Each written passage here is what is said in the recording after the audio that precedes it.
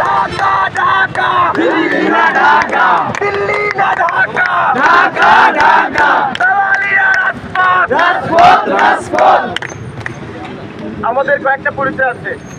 সর্বপ্রথম আমি একটু শেষ করে নিই, আমি কোনো দল করি না, আমি কারো পা চাটি না, আমি একটা জায়গায় পা চাটি, ওইটা হচ্ছে বাংলাদেশের পা চাটি।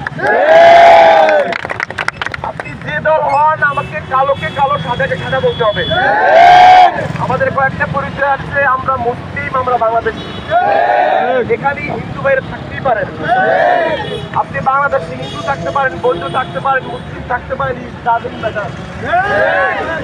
কিন্তু হাসিনার পক্ষ নেবেন, আমরা আপনার পক্ষ নিব না।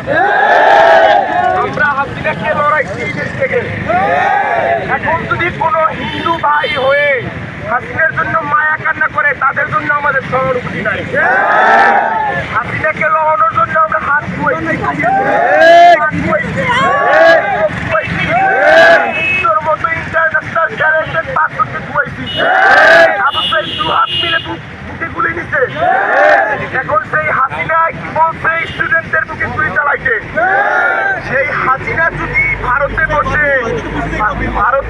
কোনো হিন্দুরা যদি দালালি করতে চায়, দেশে অন্তর্বর্তীকালীন সরকারকে যদি ঠিকভাবে কাজ না করতে চায়, তাদের পক্ষে আমরা নাই।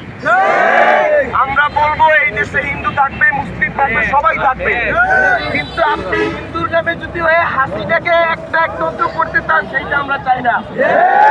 এখন আমরা ছাত্রলীগকে যদি দেখি আপনি হিন্দু লীগ হয়ে ফিরে আসছেন, সেটার জন্য কিন্তু আমরা বসে থাকবো না।